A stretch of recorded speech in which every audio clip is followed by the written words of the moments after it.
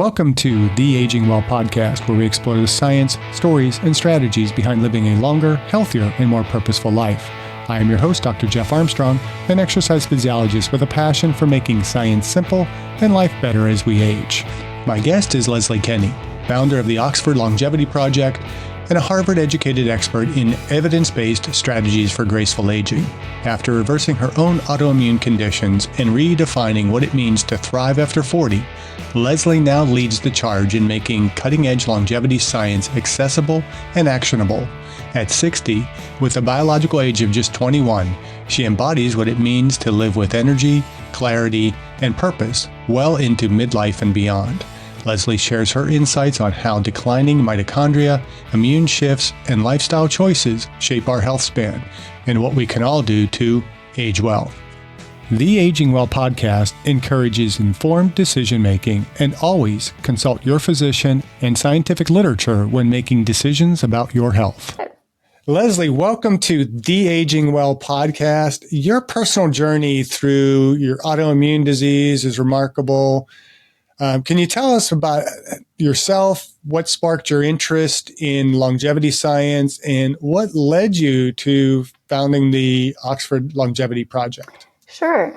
So 21 years ago, at age 39, I was minding my own business, really trying to have a baby. I was one of those women who had been more career focused. And then around age 34, thought I need to start thinking about a baby. Tried. And fast forward to age 39, I'm in the middle of my 5th round of IVF. I'm using donor eggs at my IVF doctor's recommendation. I want everything to be perfect, but I'm noticing pain in my hands when I try and turn doorknobs, faucets, use scissors, even type emails.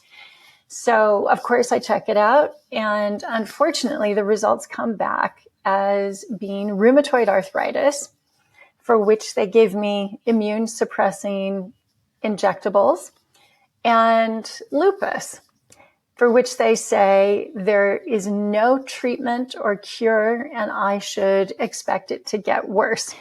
And I was one of those patients that I wasn't a wilting violet. I didn't sort of accept what the doctor said. I was the exact opposite because I was on a timetable and I said, wait a second, I've got embryo transfer.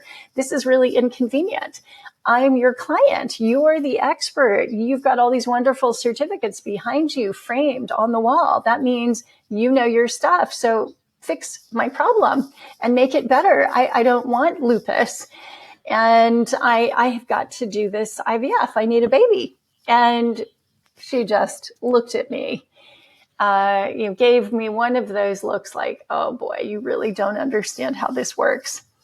And explained to me that she could not fix me, that there was no point in continuing with the IVF because even if I was successful, I had only 5 years left to go. And the implication was that I would leave a child motherless. So that was a pretty difficult conversation.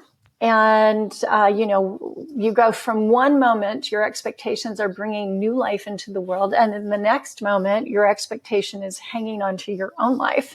And that really started me down this path of empowering myself and learning about things that I could do to bring my body back to homeostasis or balance.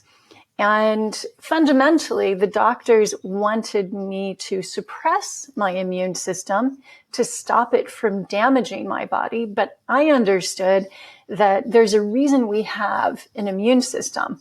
It's there to protect us from things like COVID, pneumonia, and even to surveil for cancer.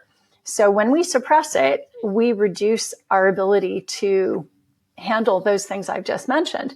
And philosophically, as the granddaughter of two medical doctors who were trained in Japan, I had always been told that the body has an innate wisdom to heal if we can bring it back to its balance point, which is its least point of friction.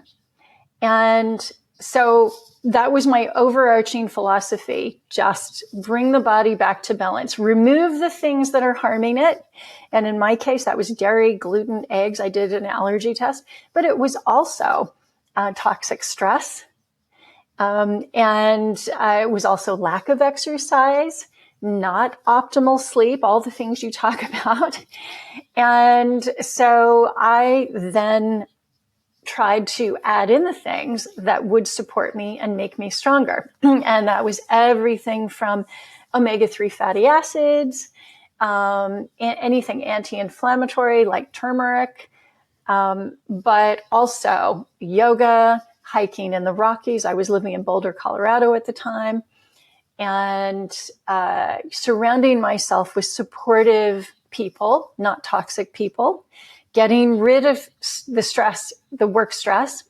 And long story short, within 6 months, I went back in. I was routinely having my cytokines and tumor necrosis factor alpha measured. These are inflammatory biomarkers that are common with these diseases. And went in for a routine appointment, and my doctor opened my file and without looking up at me just said, well, look at that. You don't have lupus or RA. And I thought, what? Wait a second. I just wanted to meet you halfway. You telling me that this is all over? How is that even possible? And it really underscored for me that as bright and talented as our doctors are, especially in an acute care situation, like if you're run over by a bus, you want these people by your side to put you back together. But in a chronic illness situation, they do not always know your specific root causes of these diseases.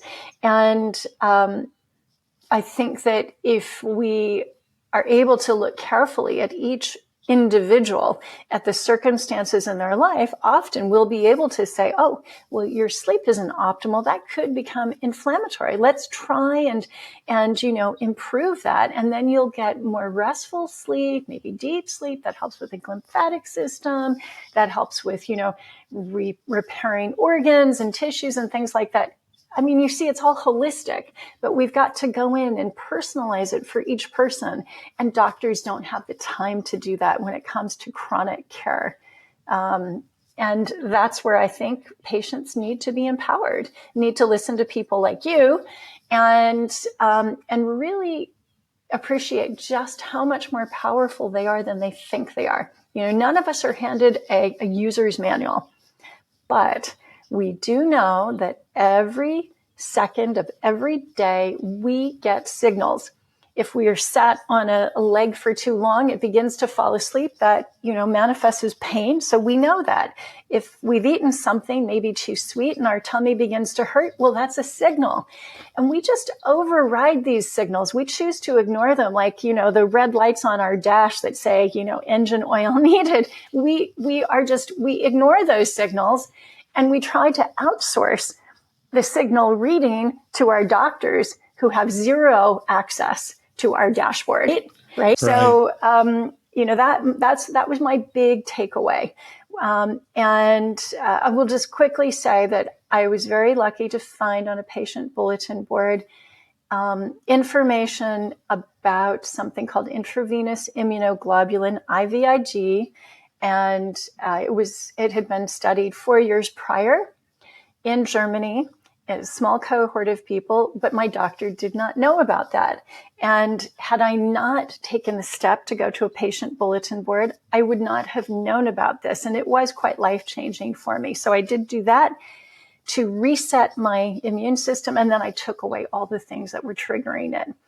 And the happy ending was that at age 43, I did actually deliver a baby that was conceived completely naturally. No checking for when I ovulated, no needles, necessary, no IVF at all.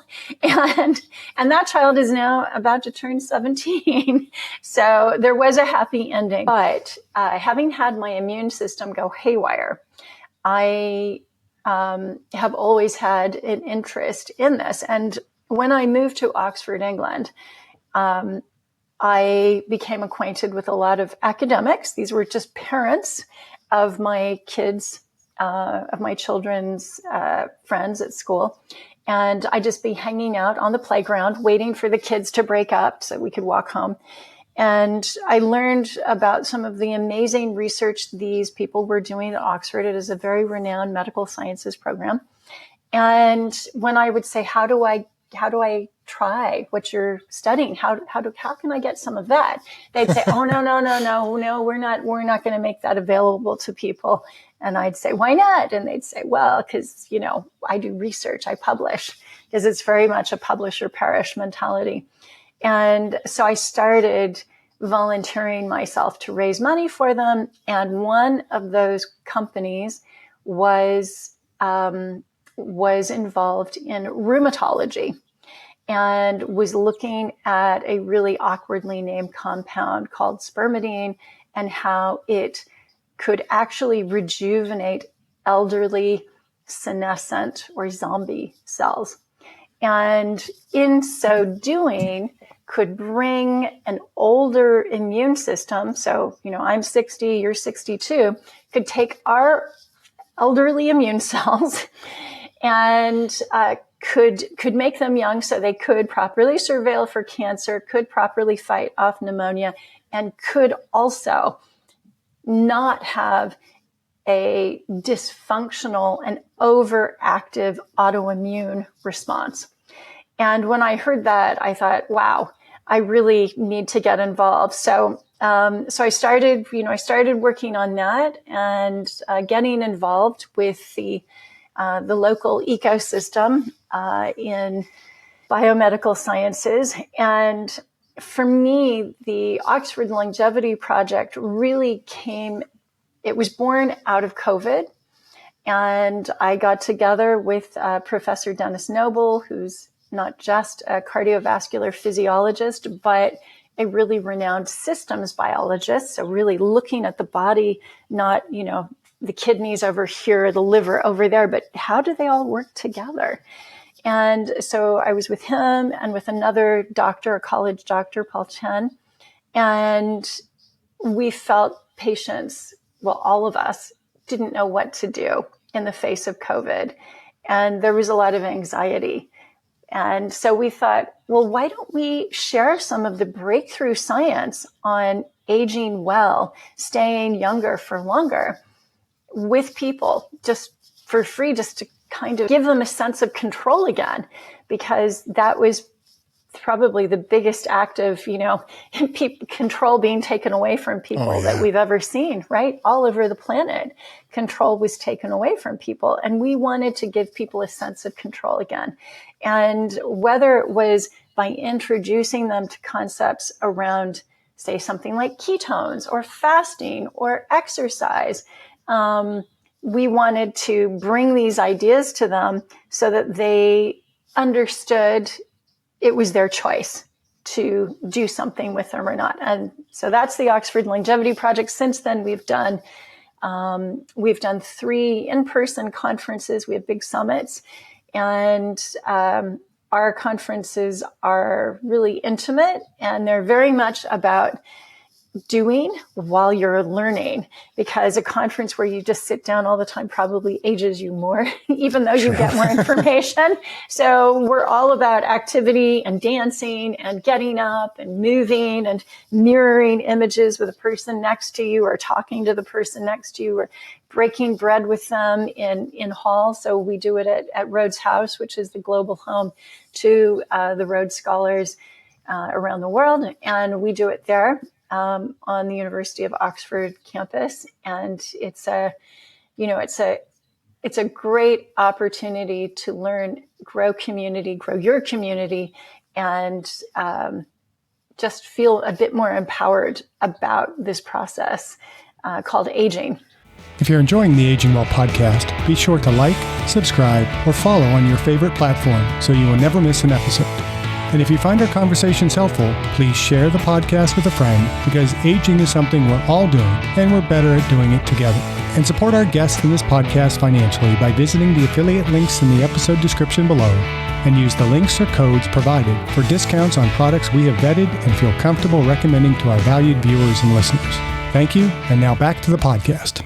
I think COVID is probably where my real passion for aging well really emerged, because I was being told so many things that I knew to be wrong. And it's like, wait a minute. No, I'm not doing that, because I know that if I do this, it's going to have a much better outcome.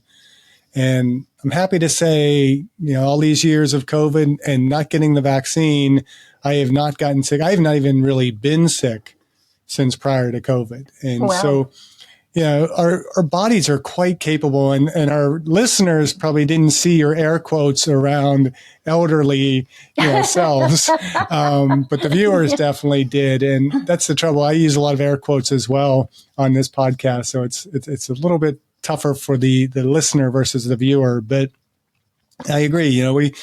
We tend to think that aging is just this inevitable decline, and we're going to get sick, we're going to become more frail, and we don't empower ourselves and we don't empower our communities to age well. Yeah. And you mentioned your age, so I don't feel bad in terms of mentioning it. And you're probably like myself, you're very proud of your age. You're not concealing it like a lot of, and this sounds very sexist to say, a lot of women, but you're proud of your age, because having a chronological age of 60, you've been tested as a biological age of 21, which is really, really impressive, and I'm jealous of that. But what does that mean to have a biological age of 21 when you're 60, and how is biological age measured? And we've talked a little bit about that in this podcast, but I want to kind of get your perspective on it and kind of build off of this conversation from there.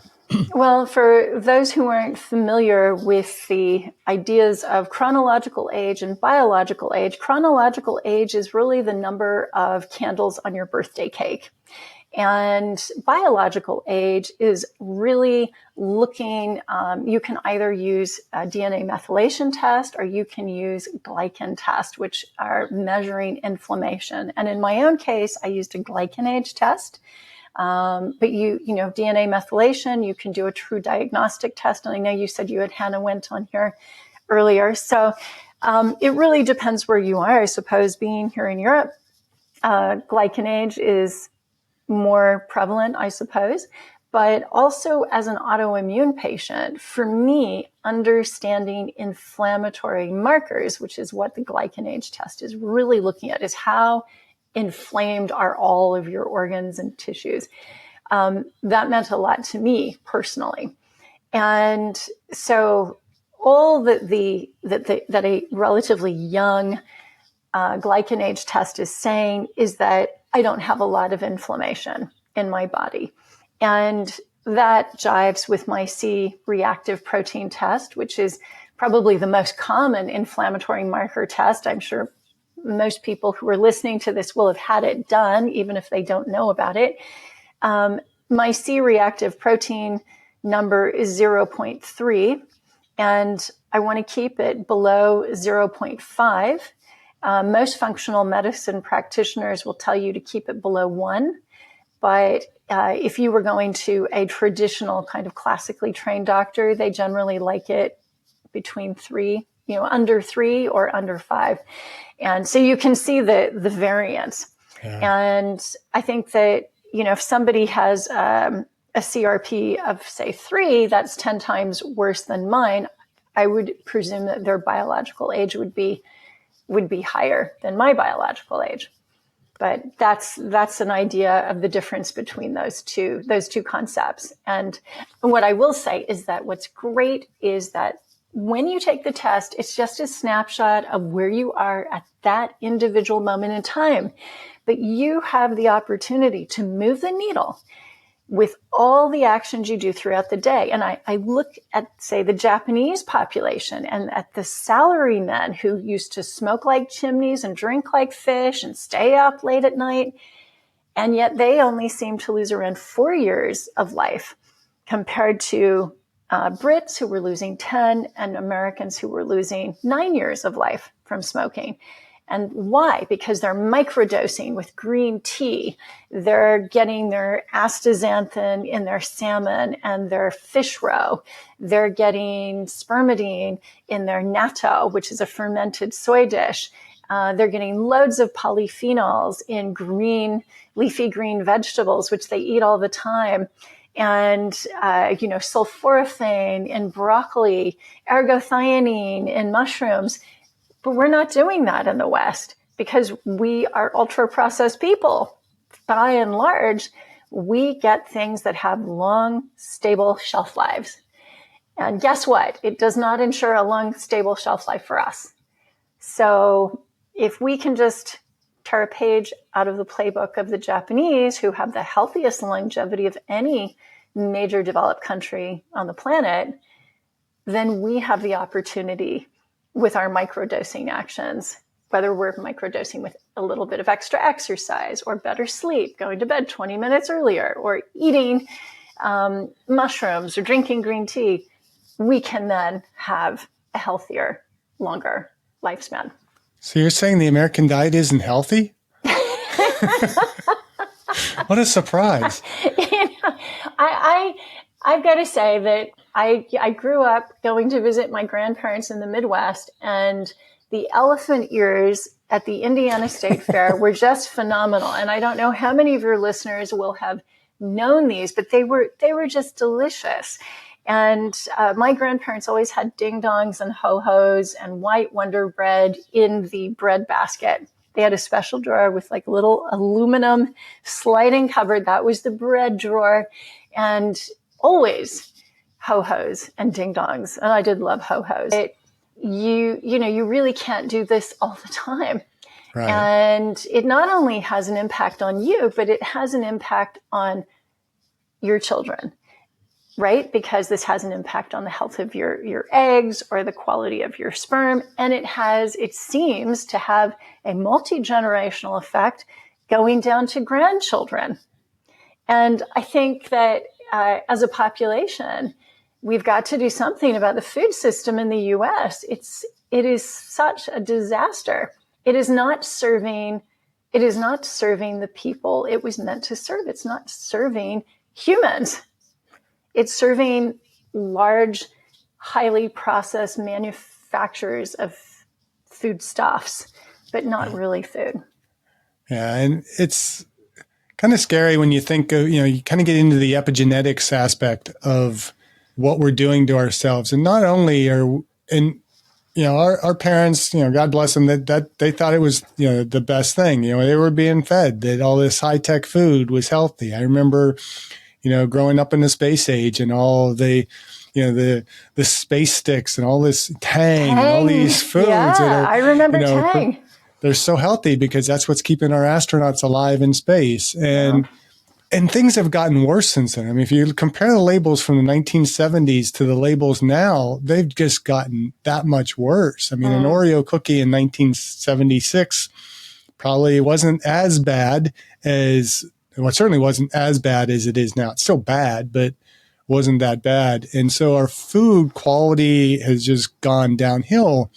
But from an epigenetic standpoint, we know that stuff that, I did in my teen years, or you did in your teen years growing up, because we ate all that stuff, is going to have an impact on, the subsequent generations. Yeah. And I don't think that's being told to us. So that's where, when it comes to healthcare or health transparency, we have got to look at the food industry, right? It's not just about medicine and choice there, but we have got to have transparency and choice with food. So going back to basics is best, whole foods and home cooking. And we all know that doing communal activities is better for us, that there is this epidemic of loneliness. Well, cook, invite somebody over, make a plan to have a dinner club twice a week, once a week. Just start and cook together and cook from scratch. And it'll be cheaper and it will be better for you. So when we look at people over the age of 40, they start noticing a drop in energy and focus. And most of us tend to think that's the way it's supposed to be. You're getting older, you're going to start losing these things.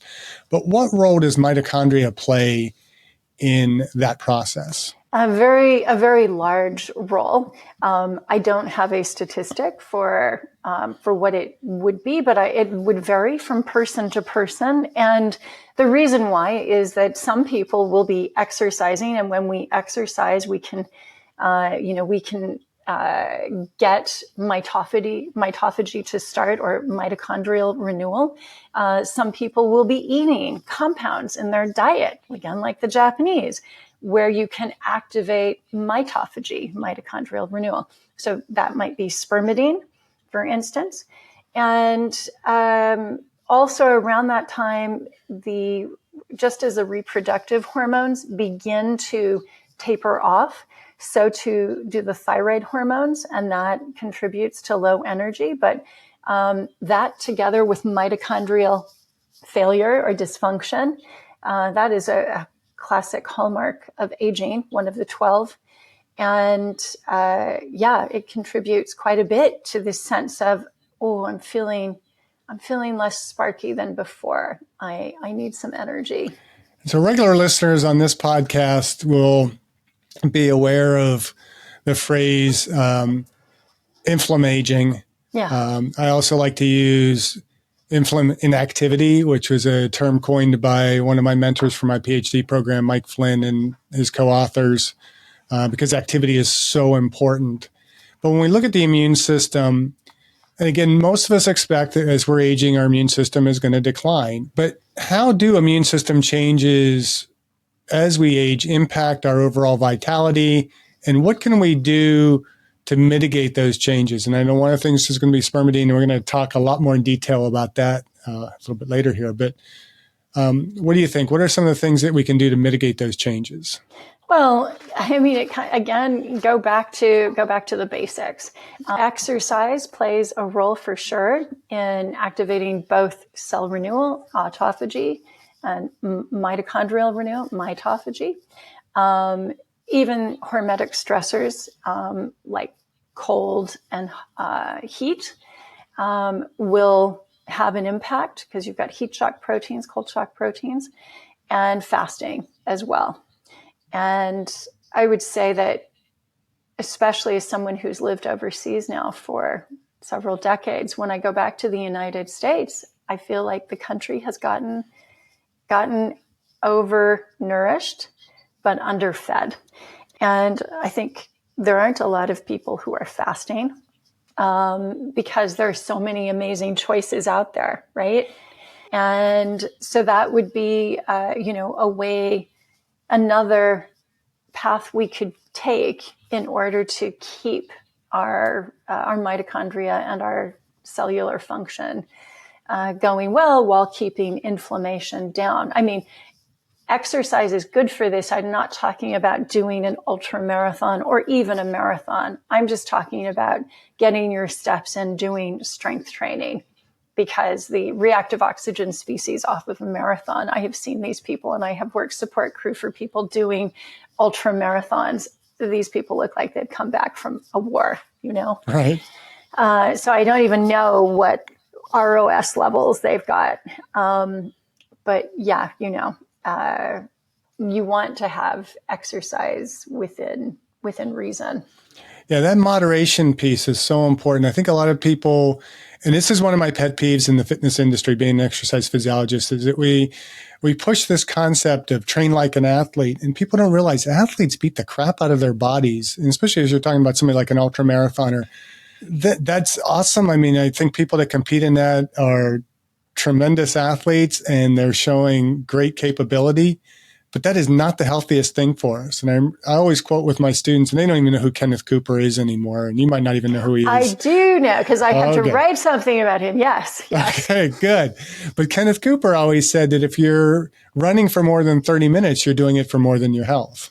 And so we don't have to do that much to maintain these healthy levels. We just have to get that moderate level and clean up all the other stupid, crappy things that we're doing in our lives that are diminishing our immune systems and our overall health.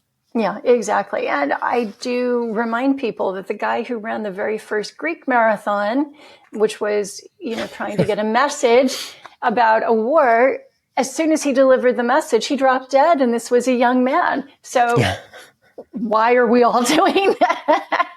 Again, it's not anything over 30 minutes is obviously not for our health. Right. And very, very true. Very true.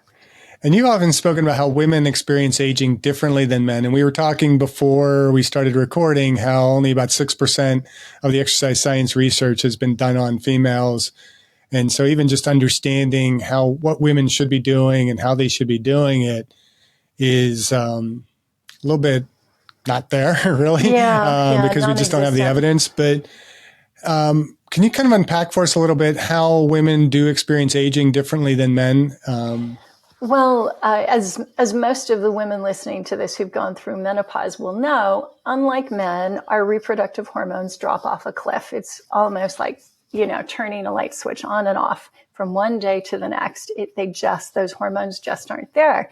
And they are really there to protect us. Our bones, our heart, our brains. We know that women have twice the likelihood of getting Alzheimer's than men. And that if you give them bioidentical hormone replacement therapy, that their incidence of Alzheimer's then drops down to the same risk level as men. So, the hormonal aspect is huge. But what I also see is that women being trained from the time they're very young to be caregivers, they're more often the ones who are given the baby doll to care for the baby doll and to do the tea party than the little boys. Women at this age, around 45 to 65, are still taking care of teenagers. They're possibly holding down a job, but they're also taking care of elderly relations. And it's the perfect storm. And just at the moment that your progesterone dries up, and progesterone is there, it's an anti-anxiolytic, so it's really going to keep your mood calm, your stress levels down. So that all disappears. Thyroid hormone, that goes away too. So then, the body weight comes on. It's hard to get rid of. The just lack of energy, the need to sleep, especially with low thyroid hormone, that all happens in this time when hormones are going anyway. Men, on the other hand, have this nice gradual decline in testosterone, as well as progesterone too, because they produce these, and estrogen in much smaller quantities. But, for women, it's like going off of a cliff. And other symptoms that can make this even worse are waking up, looking in the mirror and finding that your hair is thinning and that your skin is blotchy and, or your nails are breaking. And these are the outward signs along with the poor sleep. So that is a common experience. And I didn't even talk about incontinence, but that happens too, especially if you've had a number of vaginal births. So for women who don't have the benefit of a lot of research on how to age well, I look to East Asia to look at people who have aged well there. If I look at women in Okinawa, who are the oldest, healthiest women on the planet, for men, that would be Sardinia, I can see that one of the things that is very important to healthy aging for women is community. And in Okinawa, your listeners probably know about this, there is a group called a moai. And it's just, in some cases, these women were all put together as 5-year-olds and told you all look out after each other forever. And sometimes those don't always work out. But guess what? You can start your own moai yourself. Find 3 other like-minded women. Say that you're going to, put $10 into a pot and you're going to get together to watch a funny rom-com every 2 weeks. I don't know, something like that, or take a lovely walk around the park. But do something, and you commit to doing something together, and that seems to help with healthy aging. The more you can exercise, again, not too little, not too much, that Goldilocks zone of moderation that you talked about, Jeff, that's great. Go on a sightseeing tour somewhere, maybe to your neck of the woods, the beautiful Oregon coast, but do it together and, exercise your muscles, but not to the point of exhaustion where you're going to hurt yourself. And then microdose with those wonderful foods that have these great superhero compounds that either confer protection from UV light, like astaxanthin does, that protect you from old people's smell, which is what ergothioneine does, that activates autophagy and mitophagy in you, like spermidine does, and it's also an anti-inflammatory. Epigallocatechins in green tea, have a tea party with your girlfriends. All these things can be done in a social context. And women are naturally better at getting together socially. And I encourage women to get involved, not just with other people their age, but do something in your community. Make friends with someone who's 40 years younger, just to get their viewpoint on life and to prove to them that actually being 60, 70, 80, or 90 is a beautiful thing too. I mean, at the Oxford Longevity Project, 3 of my co-founders are, one is 90, one is 88, and one is 86. Wow. So I'm one of the younger ones at 60. Just a kid. I'm just a kid, exactly. So yes, women do experience it differently. And my biggest tip is not just the sleep, the good food, moderate exercise, and social activities, but bioidentical hormone replacement therapy, which I take. And the sooner to the onset of menopause you can start, the better the results are, certainly for Alzheimer's protection. And that's something I've talked about with Dr. Dale Bredesen, who wrote The End of Alzheimer's. And you've mentioned bioidentical. You're not just simply saying hormone replacement therapy. And for a lot of women, I think their only perception is it's hormone replacement therapy. And many have been fed medical line that, do it quickly and do it for a short period of time, as opposed to doing it over the long haul. Yeah. So can you elaborate on that a little bit more? Yeah, definitely. Well, you can actually get progesterone and estrogen from plants. And a lot of people look at plants and don't realize that they're actually looking at some of the best chemists on the planet. But plants are uniquely endowed to respond to stimuli and stress and to create these wonderful compounds, some of which I've already talked about. But, yams and soy, compounds in there are bioidentical to progesterone and to estradiol. And so if you can get these plant-derived bioidentical hormones, they work better. The body's receptors seem to recognize them better. And for me, when I think about the old hormone replacement therapy, which used, for instance, Premarin, which was urine from pregnant mares, that was something my mother was on. And she said it made her feel great for 2 weeks. And the other 2 weeks, she was a mad woman. And that, of course, is where the original scare around breast cancer susceptibility came in as well. The new hormones are these plant derivatives. And for me, it's very similar to the difference between Tang and orange juice. You brought up Tang before. I drank it. We all heard it was supposed to be the greatest thing because the astronauts were drinking it. Now we know that was a lie. And you want to get it from a plant because plants, 3-dimensional compounds, and our receptors are looking for three-dimensional compounds. When you get a synthetic compound, it is a two-dimensional molecular mimic. And how I like to describe this is if you've ever had leather gloves, if you take the leather glove from your left hand and you hold it up to your right, well, they look identical. They're like mirrors. But if you take that glove off and try and put it on your right hand, it's not going to fit because it's not a three-dimensional. And so that's kind of the way to think about these synthetics, whether they're in your supplements or whether they're in your HRT. You want to avoid them. You want to get the plant-derived version if you can. We just do better on them. And for me, with thyroid hormone, I actually take desiccated pig's thyroid, and I do much better on it than just, say, levothyroxine. So let's talk a little bit about autophagy. It's one of the most common terms to see popping up in longevity circles.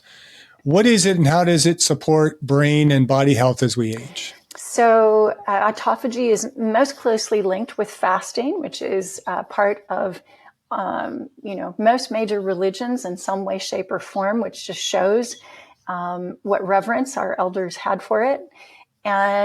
But what we do know is that there are certain compounds that can also activate cell renewal and recycling. That's what it is. I realize I didn't answer your question about what it is. So I say cell renewal and recycling, but the easiest way to think of it is like having Marie Kondo come into your home after your teenagers have had a big party. And Marie Kondo comes in and she just sorts the clutter and gets everything spick and span for you. That is autophagy in your cells. And mitophagy is a subcategory under autophagy, and that's for the battery of your cell. And so if you don't have good autophagy, you're not going to have good mitophagy. You're going to have poorly functioning batteries to which you always need to get jumper cables.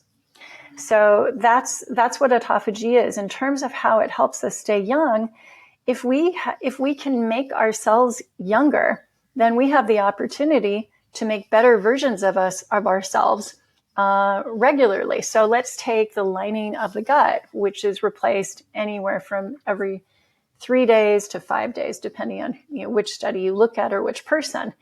That means I could get a younger gut lining if I have good autophagy, because I'm getting young cells to be the basis of that gut lining. We think about our bones, which replace fully every 7 years. Well, if I start now, maybe by age 67, I'll have bones that are even better than the bones I have right now. Now, there are some parts of the body that we can't fully replace. These would be things like cardiomyocytes in the heart, and they govern the heartbeat. And this is something that my mentor, Professor Dennis Noble, the cardiovascular physiologist here at the University of Oxford, has taught me all about. So your cardiomyocytes, even at age 26, only 1% of them will actually renew or be replaced each year, which means at 26, if you want to replace your whole pool of cardiomyocytes, you need 100 years. By age 60, at our age, we know only half of 1% of those cardiomyocytes are going to replace. So I always say that my cardiomyocytes need to be treated like 1965 Mustangs with polished chrome, and I've got to put on new tires to make sure it works right. Yours would be 1963, maybe a Corvette, but this is something we need for the entirety of our lives, and we don't want them to undergo something called cell death or apoptosis. We want to keep those cells in tip-top condition, and autophagy can do it.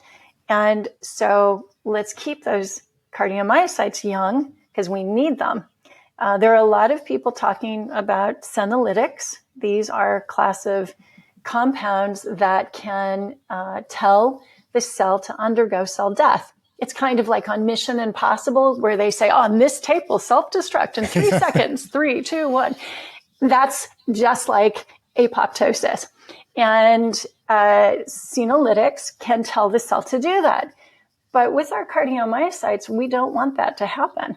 So that's why autophagy is so, so important for pools of cells like that. So what are some practical ways? And I know one, you mentioned fasting. We know fasting has a very positive benefit in terms of promoting autophagy, particularly when it's done properly. When you were talking about fasting, and I was thinking at that point, somebody that is doing intermittent fasting but sticking to a very traditional American diet is probably not doing themselves much benefit, other than they get a little bit more of that benefit of the autophagy. But it's really eating a healthy diet and controlling when we eat, the timing of our foods. Yeah. But we know and we've had several other podcasts that have kind of brought this up, that with intermittent fasting and prolonged fasting, spermidine is one of the chemicals that is kind of released in the body that promotes autophagy. So can you kind of dive into spermidine a little bit? Yeah, and sure. why it is so important and how we can get it in addition to supplementation, why the role of supplementation is important.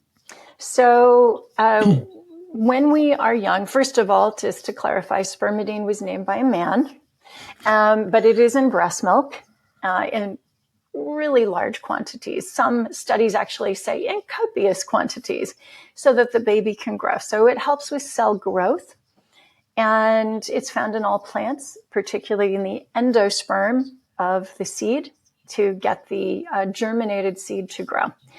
And when we are young, we make it ourselves in our tissues. And then around age 26, that tissue production drops, but we also can make it in our gut. And if we live a healthy, unprocessed life without being subjected to broad spectrum antibiotics, we have the opportunity to make spermidine throughout our entire lives. And there are populations of healthy 90-year-olds, and their spermidine levels have been measured, their gut production spermidine levels, and they are exactly the same as healthy 50-year-olds. So that just shows you that their biological age is almost the same as a 50-year-old. If, however, we have not eaten well, and we have fed our gut biome a lot of sugar, a lot of fast carbs that convert to sugar, we will have been feeding the bad players in our gut biome. These could be things like Candida or H. pylori, and they will outcompete the good bacteria that manufacture spermidine for us. So your gut biome is like a forest, and you're in Oregon, so sometimes when you introduce a wolf, everything changes. There are all sorts of unintended consequences. Same here in the UK. You introduce the beaver, all sorts of unintended consequences. You need to have the forest population of animals in balance. Your gut biome is exactly the same. You don't want any single one bacteria to outcompete another one. H. pylori is associated with stomach cancer, as well as ulcers, as well as gray hair, by the way. But in any event, a little bit. So I'm not saying it's due to that, but it can be. So if you do not have a lot of the bacteria that are capable of making spermidine for you, then you're not going to get as much of a benefit if you're fasting. Equally, if you have wiped out those populations through exposure to broad spectrum antibiotics, you might not have presence of spermidine. And there was an excellent study out of Germany last year that was published, which said that if you fast, but you don't have presence of spermidine in your body, then you won't get the benefits of autophagy. Now, you will get the benefits of weight loss, which is one of the reasons people fast. But the cell renewal benefits, that Marie Kondo beautification of the cell, does not happen. And that's when, we need to really think about our diet and get food sources of spermidine into our diet. And these would be things like soy, but fermented soy. And the dish that has the greatest amount of spermidine over any other dish is called natto. And you can get it at a Japanese market or an Asian market. It's usually in the frozen food section.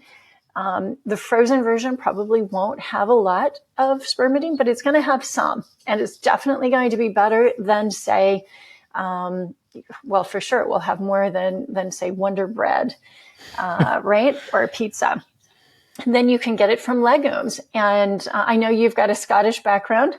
I often say the Scots were not wrong. They used to have salmon and mushy peas. Mushy peas are full of spermidine. Fantastic. And the salmon full of astaxanthin as well as omega-3s. So you can also get spermidine in other legumes and mushrooms. In mushrooms, I'm not talking about button or chestnut mushrooms. It's actually going to be shiitake and oyster mushrooms.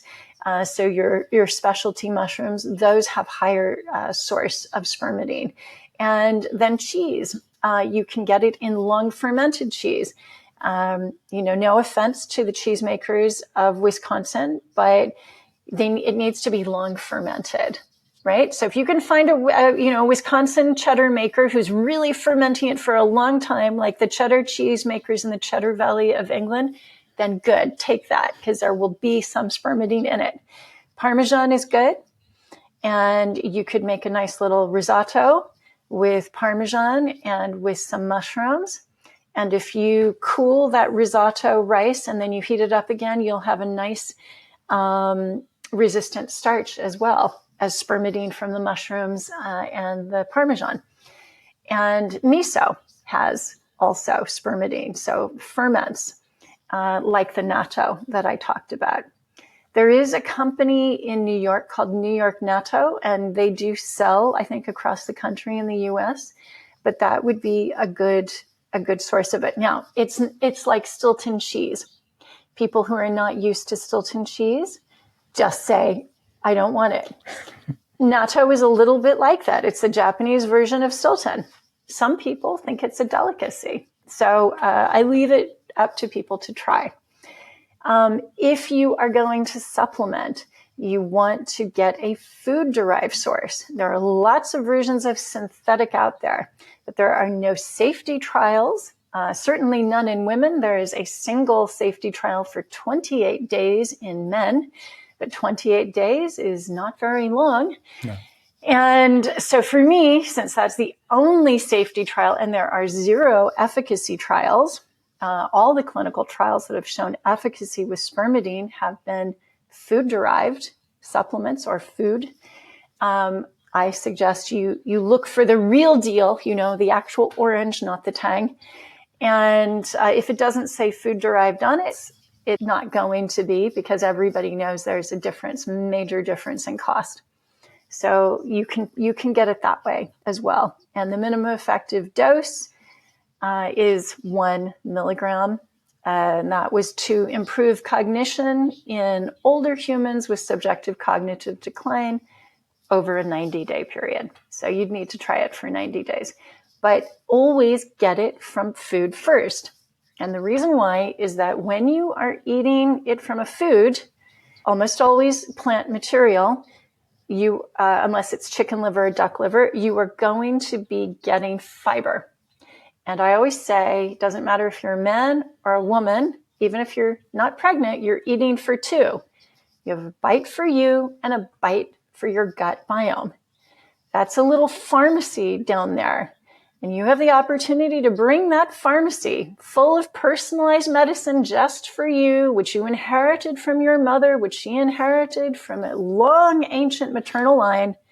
You have the opportunity to bring that pharmacy back online and do the things for you that it can do, whether that's making spermidine or whether that's making serotonin for mood or B vitamins or melatonin.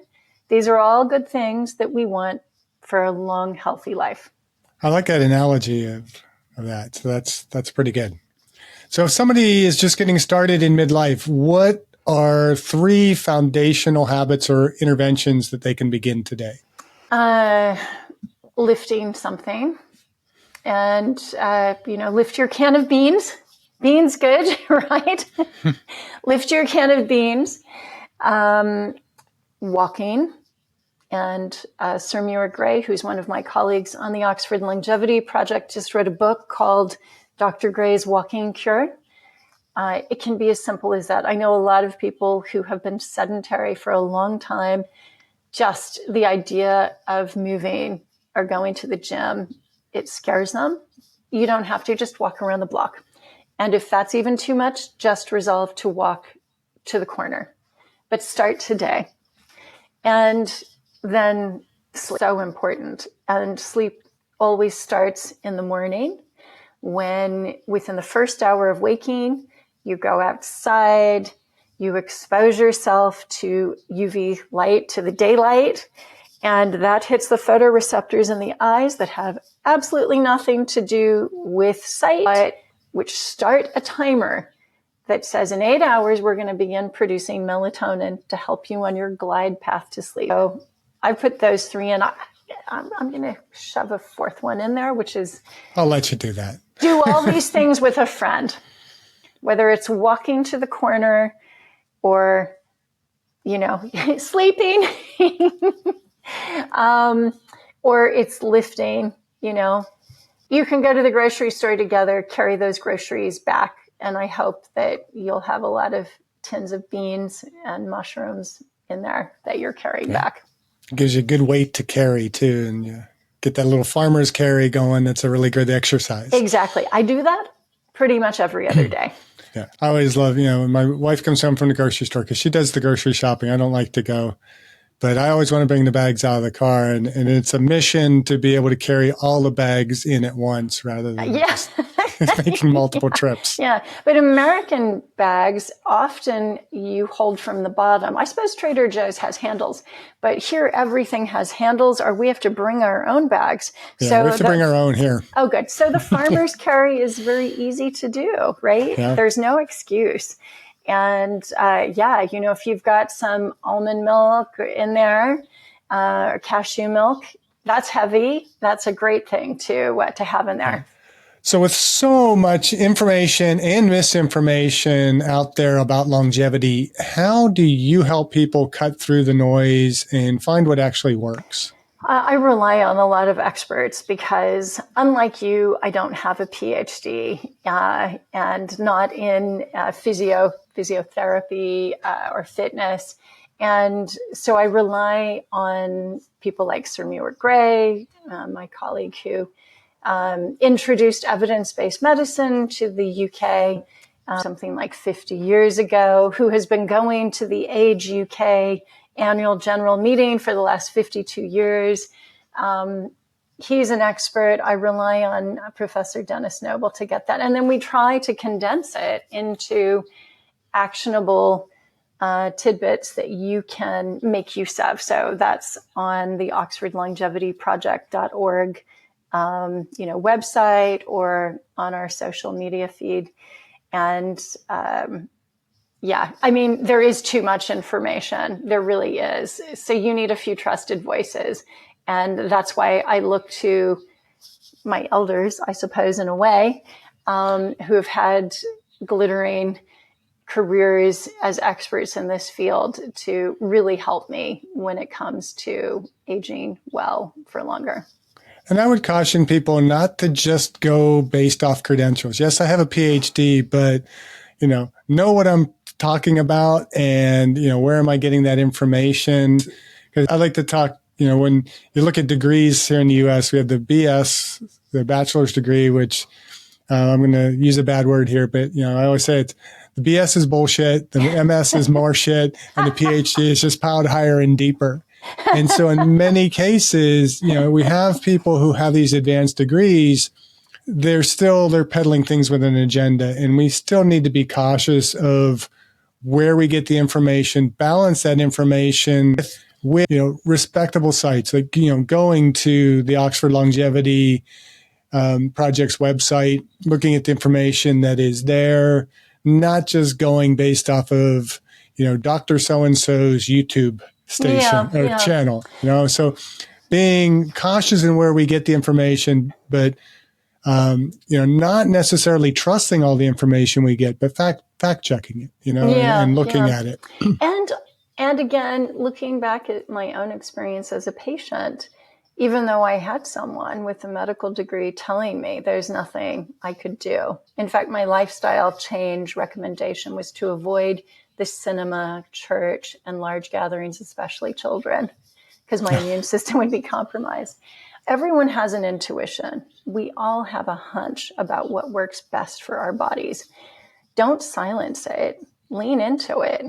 And remember, only you have access to that unique dashboard. Try and make sense of it. Try and write down patterns. Look for things that make you weaker and get rid of them.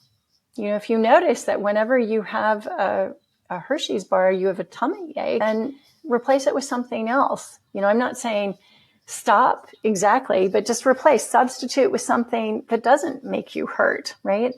And add in the things that make you feel stronger and better, right? So that intuition, that I know some people call it Dr. You, right? Don't silence that. Hopefully for me, you can collaborate with a practitioner, and working together, you can find what works best for you. The future is going to be personalized medicine. So we've got to be part of that. I was going to ask you, what trends in the longevity space are you most excited about right now? Oh, definitely AI's ability to help people. Now it's certainly not perfect and prone to hallucinations, but I can see the potential, and I'm very excited about it.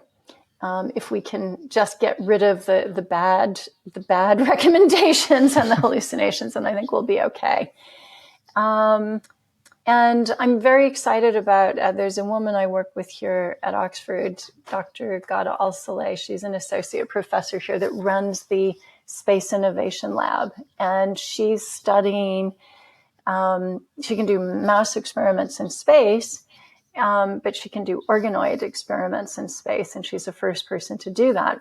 So these organoids they're like organs from our body, and we can see which compounds actually make us younger in space. Why does that matter? Because we age exponentially in space.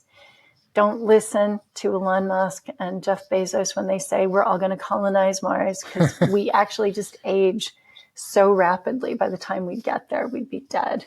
But we can use the International Space Station as a place to do experiments. And that's very cool, because if we can halt the pace at which an organ system or a mouse ages in space, then we have the opportunity to do that on and in us.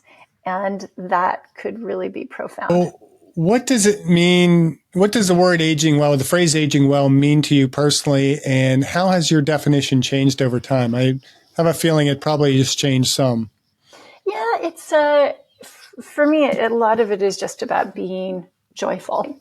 I'm not one of those people who wants to maximize my polyphenol content or minimize my exposure to UV light because I might have a slightly increased incidence of cancer. I think that seems devoid of joy to me. And if you don't have joy, then what's the point of doing all of that, right? What is the point of living longer? And I get joy from being with other people. So sharing things and learning from others, but also just laughter, love, right? And that's what aging well is for me now. When I was younger, I think I really thought, it's about, looking a particular way. But I'm very comfortable with how I look now, and I just want the joy. It's very consistent with the Aging Well podcast, and we do tend to I don't think discredit's the right word, but we tend to poo-poo some of the so-called longevity experts that are all about just living longer, so focused on, we have one particular individual, we won't name any names, but is spending millions of dollars a year on himself to live to be 140. And I hear no mention of what are you doing kind of spiritually, socially, in that whole process to age well. And it's like, yeah, I don't want to live to be 140, but my whole focus in life is how many pills I'm taking in the morning to get there, how much exercise I'm doing, sleeping without concern for, maybe it's a night I got to stay up with my kids and spend some time with them. And exactly. Having and that social life. Yeah. And that gives you, that is anti-inflammatory in itself because of the oxytocin that rises in our bodies. Oxytocin is not just the bonding hormone and the love hormone, but it's anti-inflammatory. And when we are with people that we love and feel supported by, that goes up naturally. I look at, we all know about anorexia. There's something called orthorexia, where you are so concerned about your, did your Oura ring or your Whoop say this? And, did I get exactly the right amount of, I don't know, this supplement? That is stress inducing. That will raise your cortisol. That will age you faster. So, you've got to, everything in moderation, really. It just goes back to that. These are things that people have been saying for centuries, and I think they still hold true today. Yeah, your culture in Japan, you talk to those, centenarians, none of them are going to be telling you about their biohacking plan or any of that kind of stuff. Never, right? And they don't go to the gym, right? The exercise is part of their built environment. And again, I feel so lucky in Oxford. I can cycle to the Bodleian Library, and I'm passing beautiful trees, wonderful architecture. Maybe I see somebody I know to wave, and then I go to work. And then I have to go shopping. I'm doing my farmer's lift. It's all functional. This is functional movement. This is not going to a gym. And I'm not saying that going to a gym is wrong. I have gone to gyms, and I do like going to gyms at times because you can get very consistent results. But the Okinawans don't do this. Sardinians don't do this. But one of the things the Sardinian men said was that they're making love longer. And that it's still something they do, in their 90s. Another of my colleagues at the Oxford Longevity Project, Sir Christopher Ball, says that one of the highlights of his day is when he's 90, he wakes up, he makes a cup of tea for his wife, he brings it to her in bed, and they sit and have tea together in bed while chatting about the day to come. I thought, that's beautiful. Oh, and he grounds himself in the morning. He walks barefoot and gets the morning sun. Like, that's meaningful. I want to live like that, right? Right. I know exactly who you're talking about. And I understand that he says he can't have a partner because the partner would disturb his sleep scores too much. That's crazy. Yeah. Well, it's somebody else's choice. It's not my choice. They're free to make their choice, but it seems to be a trade-off that cuts off the opportunity for joy. And we are social creatures, and we get joy from being in each other's company. Yeah, and we talk a lot on this podcast of what I've always called well-centered fitness. We've since kind of tended toward labeling it just simply as the SPIES model, which is the spiritual, physical, intellectual, emotional, and social well-being. And when I look at that approach to longevity, it's like you're chopping off the spiritual side, and you can get into a whole long discussion is what do we mean by spiritual? I think it's just more that there's something greater than self. And in that case, if all I'm thinking about is myself aging to 140, that is pretty darn self-centered, not other-centered. You could argue, oh, well, I'm trying to generate the science that's going to allow everybody to live longer. But when you're spending $2 million a year, you're not doing that to the benefit of everybody, because few, if any of us, can spend $2 million a year to age that well. And then you're chopping off the emotional and the social end of it as well by, again, I can't have a partner because it's going to disrupt my sleep cycle. I mean, come on. Yeah, you're going to miss out on a lot of other good stuff. So I think it's a trade-off I wouldn't make, and I'm guessing you wouldn't make that either. No. So yeah. We're all about being the Aging Well podcast. That's not aging well. So finally, if you could leave our listeners with one takeaway or mindset shift, what would it be? And I think you've kind of touched on that already. Oh, a mindset shift. Embrace your own power. That's a good point. Lean into your intuition. Don't override the dashboard signals. Don't just like disconnect the fuse to the thing on the dashboard that tells you that you're, check engine light. Yeah. I'll just turn it off and it won't be there. So is there anything we neglected to talk about that you want to add to the conversation? No. Wow. We had a really wide-ranging conversation. It's been such a pleasure. Yeah, it was really good fun. So how can our viewers and our listeners connect with you, connect with the Oxford Longevity Project? So you can follow me at Leslie's New Prime. So that's spelled Leslie, then S, New Prime. So it's kind of like my new prime of life. And that's on Instagram. And then Oxford Longevity Project is also on Instagram. And also Oxford Health Span is also on Instagram. And if you are looking for some of the past summits, the lectures that we had at the Longevity Summit, they are available for free on oxfordlongevityproject.org. And we haven't really mentioned your spermidine product. No, I mean, that's, again, food first. But yes, that's Primadine is I just couldn't picture my mother saying spermidine at the grocery store or the supplement store. So I thought, hey, this needs a rebrand. It needs a new name, and I'm going to be the woman to do it. Good for you. Yeah. So for your new Primadine, and that's from Oxford Health Span, but do try to get it from food first. So mushrooms, I always appreciate that. Peas. Yeah. We have very few people out there that are talking in the supplement longevity circles that are telling us these are the things you need to do first. And this product, something like Permadine.